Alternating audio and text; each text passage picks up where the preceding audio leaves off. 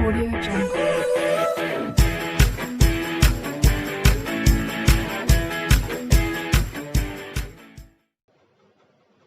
So now students, today I am going to start class 6 math NCERT exemplar problems unit 2 student geometry।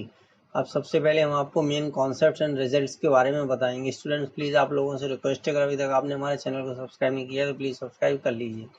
अब देखिए पहली definition क्या है students, line segment. What is the line segment?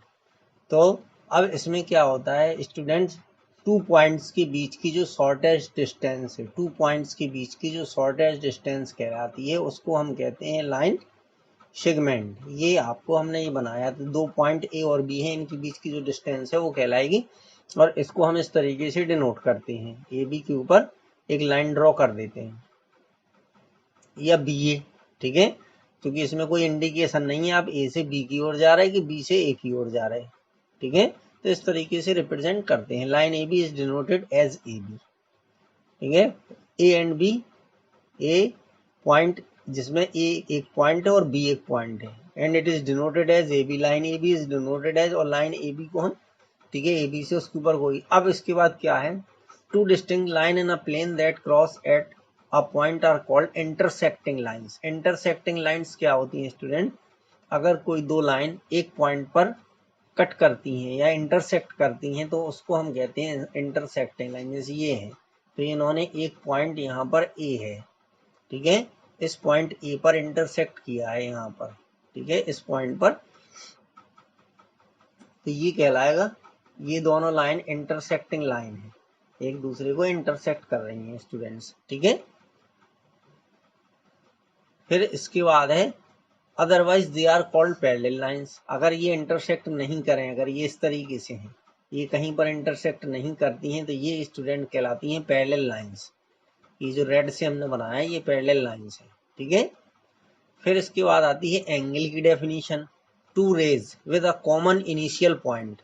तो अब students एक point हमने ये ले लिया, ठीक है, ए ले लिया, यहाँ से एक हमने रे ड्रॉ कर दी, ठीक है, ये रे हो गई आपकी ए बी, और यहाँ से एक रे हमने ड्रॉ कर दी ए सी, ठीक है।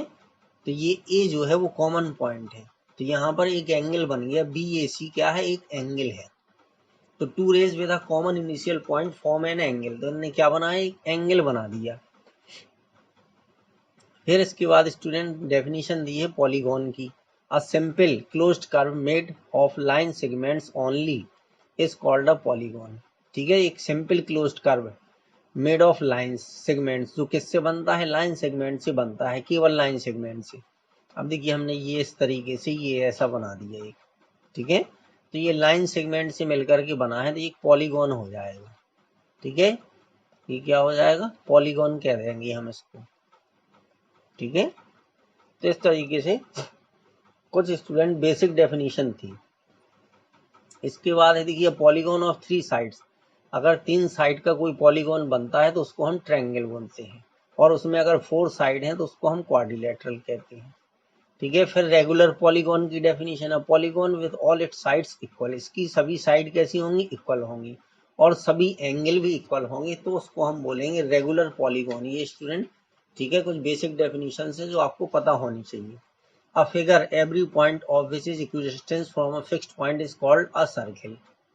ये कह रहा है कि एक फिगर जो है, ठीक है, every point which is equidistant, मान लीजिए एक फिक्स पॉइंट है स्टूडेंट्स ए, ये एक फिक्स पॉइंट है, यहाँ से इक्वल डिस्टेंस पर अगर हम इस तरीके से पॉइंट लें, ठीक है, इक्वल डिस्टेंस पर, ठीक है, इस तरीके से ई, फिर यहाँ एफ, ठीक है, तो सब इक्वल डिस्टेंस पर, अगर ये सब पॉइंट कैसे हैं, अगर इक्वल डिस्टेंस पर है यहाँ से, ठीक है, फिक्स पॉइंट से अगर ये इक्वल डिस्टेंस पर है, तो इनको ज्वाइन सब ऐसे करके अगर हम एक बनाएंगे तो क्या बन जाता है, ये बन जाएगा, एक सर्किल बन जाता है, ठीक है। और ये फिक्स्ड पॉइंट जो है सेंटर कहलाता है, और इक्वल डिस्टेंसेज होती है, यानी हम ये माने तो ओ ए, ओ बी, ओ सी, ओ डी, ओ ई, ओ एफ, ये सब रेडियस होंगी, ये सब रेडियस कहलाएंगे। तो ये आपकी बेसिक इंफॉर्मेशन थी स्टूडेंट, जो बताना जरूरी थी। अब ये कह रहा कि क्वेश्चन नंबर 1 to 16 में 4 ऑप्शन है, इनमें से केवल एक ही ऑप्शन करेक्ट है स्टूडेंट्स। पहला क्वेश्चन क्या है, number of line passing through 5 point such that no 3 of them are collinear, इनमें से कोई भी जो है 3, ठीक है, कोलिनियर नहीं है, 5 पॉइंट है। तो मान लीजिए 2 पॉइंट ये हो गए स्टूडेंट्स, ठीक है, 2 पॉइंट ये नीचे हो गए हैं, कोई कोलिनियर नहीं है, 1 पॉइंट यहाँ हो गया, ठीक है। तो इस तरीके की ये पॉइंट बनेंगे स्टूडेंट्स, ठीक है। तो जब इन पॉइंट्स को हम क्या करेंगे, अब इनको ज्वाइन कर दीजिए, ठीक है, ऐसे इस तरीके से इनको हम ज्वाइन कर देंगे, ठीक है, ये हो गए। तो अब इसमें आपको बताना क्या है, देखिए number of line passing through 5 points, तो इन 5 पॉइंट से होकर के कितनी लाइनें जाएंगी ये आपको पता करना है, ठीक है। तो ये देखिए ये हो गई, एक ये हो गई, फिर आप, ठीक है, इनको दो दो को मिलाते जाइए, ये, ठीक है, फिर यहाँ से मिला दीजिए, ठीक है। इस तरीके से ये आ जाएंगी, फिर यहाँ से हम इसको मिलाएंगे ऐसे, ठीक है, 2 ही पॉइंट को मिलाएंगे हम, ठीक है, फिर इसको यहाँ से मिला दीजिए स्टूडेंट की ये। अब इन सबको काउंट कर लीजिए कितनी लाइन हो गई, ठीक है। तो इन लाइन को हम काउंट करेंगे, देखिए अब ये एक लाइन हो गई, ये दूसरी हो गई, ये तीसरी हो गई, ये चौथी हो गई, ये पांचवी हो गई, अंदर वाली 6 हो गई, फिर ये वाली इधर 7 हो गई, ये 8 हो गई, ये 9 हो गई और ये 10 हो गई। कितनी लाइन्स हो गई, 10 लाइन्स हो गई स्टूडेंट्स। ये लाइन जो है कितनी लाइन आ गई, ठीक है, 10 लाइन्स आ गई ये, ठीक है। तो इसका ऑप्शन जो है ए करेक्ट हो जाएगा। सेकंड में क्या था, नंबर ऑफ डायगोनल्स इन अ सेप्टागोन। तो अब स्टूडेंट्स इसमें एक फॉर्मूला होता है, ठीक है, कि नंबर ऑफ डायगोनल्स, जो नंबर ऑफ डायगोनल्स होते हैं, ठीक है, किसी भी पॉलीगॉन में, ठीक है, n(n-3)/2 होते हैं, ठीक है। तो जहां n जो है नंबर ऑफ साइड्स है, तो नंबर ऑफ डायगोनल सेप्टागोन में n की वैल्यू 7 होगी, ठीक है, क्योंकि इसमें 7 साइड होंगी, तो 7-3, ठीक है, अपॉन में 2, तो 7 × 4 अपॉन 2 कर दीजिए तो 14 आ जाएगा। इसको सॉल्व करोगे 2 से इसको कैंसिल कर दीजिए, तो 7×2 = 14, ठीक है। तो इसका ऑप्शन डी करेक्ट हो गया स्टूडेंट्स, ठीक है। थर्ड क्वेश्चन में क्या है आपका, number of line segment in.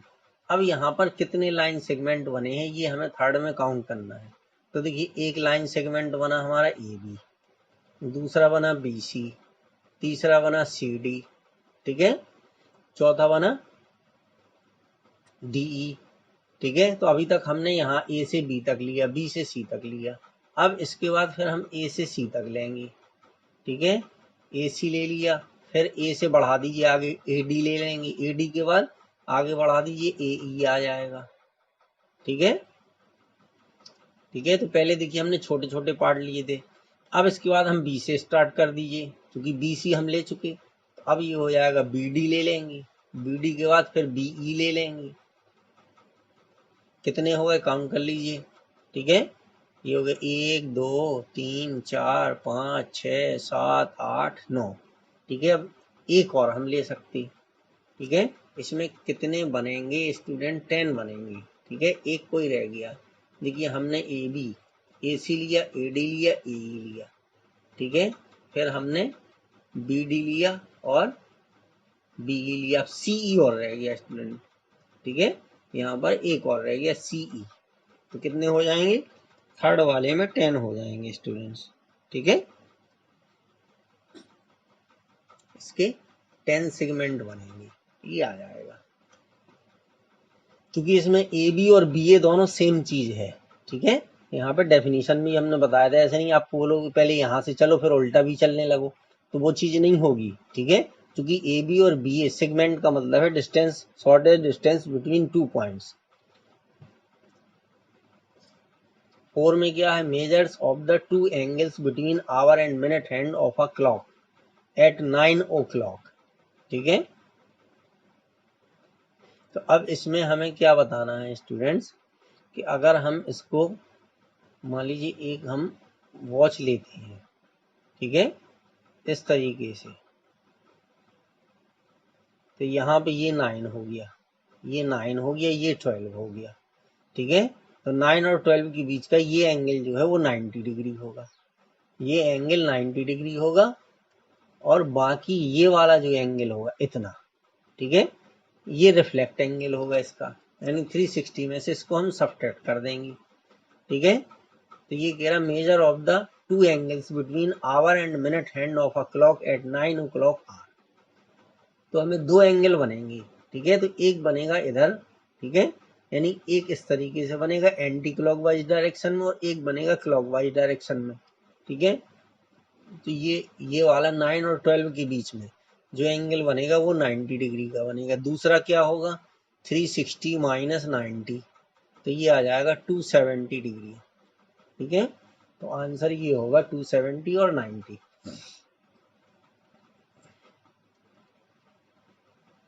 Fifth question में क्या है, if a bicycle wheel has 48 spokes.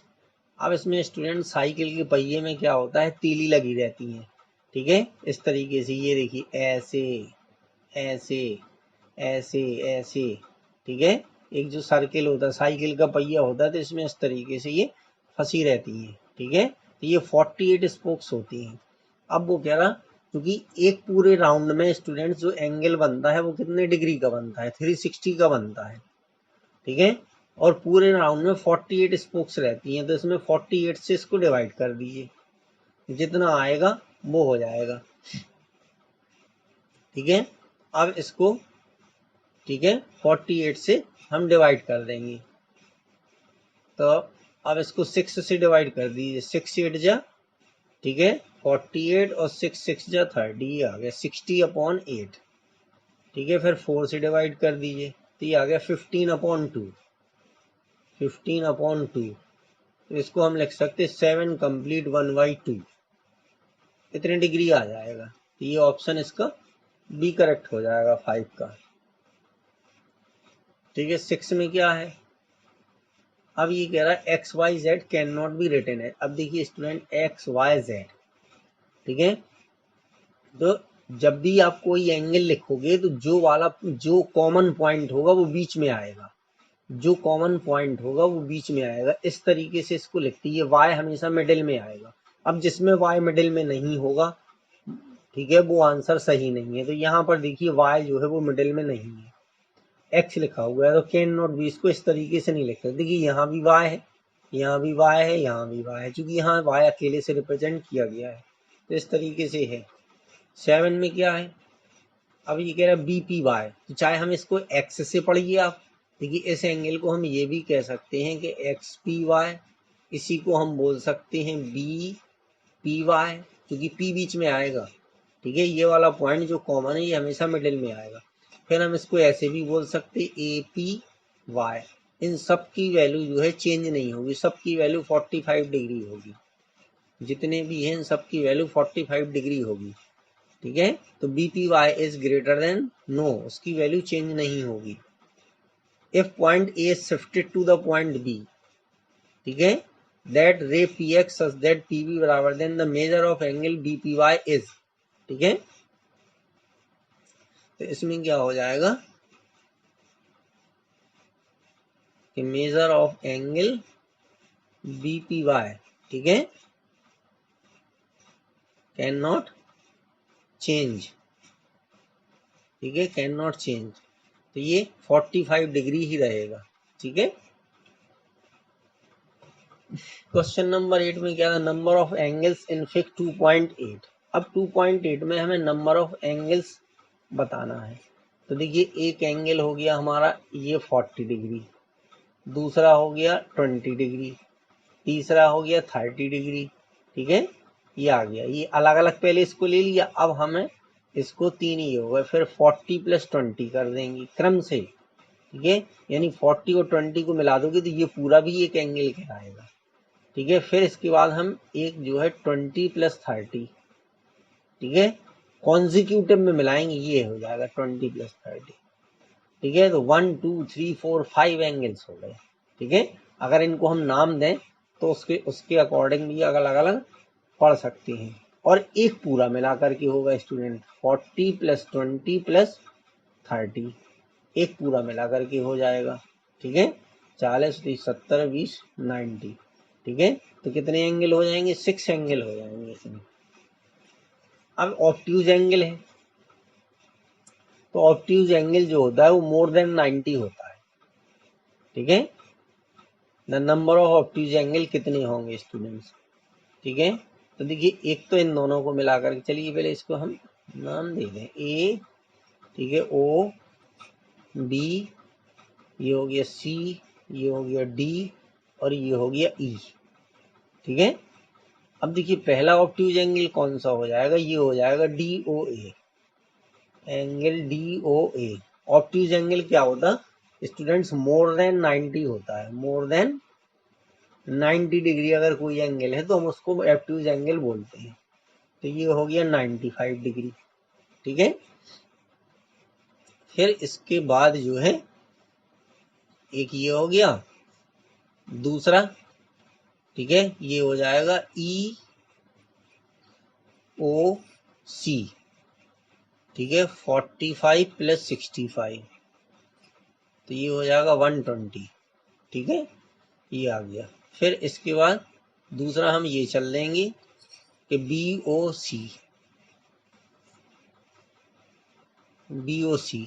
ठीक है, 3 मिला देंगे बी ओ सी, तो ये हो जाएगा 20 + 45 + 65। ठीक है, तो ये हो गया 140। ठीक है, 3 होगा ये। फिर इसके बाद जो है एक इधर से हो जाएगा 45 65 और 30, ई ओ ए, ई ओ ए। ठीक है, तो ये आ जाएगा 30 + 65 + 45। ठीक है, तो ये 150 आ जाएगा। इन सबका सम करोगे तो ये सब ऑब्ट्यूज एंगल हैं। तो 4 बन गए स्टूडेंट, 1 2 3 4, कितने हो गए? 4 हो जाएंगे इसमें ऑब्ट्यूज एंगल। ठीक है,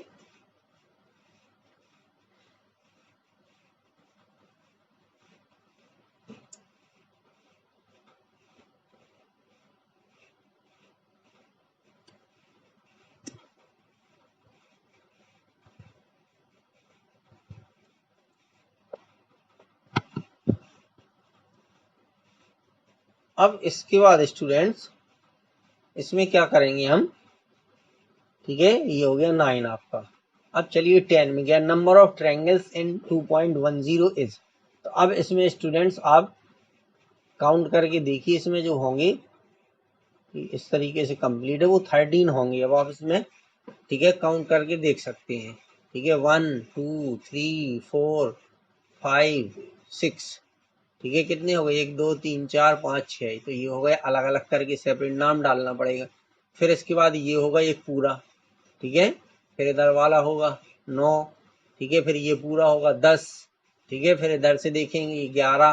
तो ऐसे 13 आएंगे इसमें जब आप काउंट करोगे। If the sum of two angles is greater than 180 degree, then which of the following is not possible for the two angles? Sum of the two angle, one obtuse angle and one acute angle. अगर one obtuse और one acute angle है तो ये जरूरी नहीं है कि उसका जो सम है वो 180 से अधिक हो। Sum of two angle is greater than 180, then which of the following is not possible. कह रहा कि अगर दो एंगल का सम 180 से अधिक है तो इसमें से कौन सा पॉसिबल नहीं है। ठीक है, क्योंकि 180 से अधिक कह रहा है स्टूडेंट। तो देखिए यहाँ पे टू राइट एंगल दिया है, तो 90 + 90 जब आप करोगे तो 180 आएगा। कितना आया? 180 आया। Not more than 180, not more than 180, 180 से अधिक नहीं आया। Not more than 180। ठीक है, ओनली 180 आएगा। कितना आएगा? ओनली 180 आएगा स्टूडेंट। ठीक है, तो इस तरीके से ये क्वेश्चन नंबर 11 आपको करना था स्टूडेंट्स।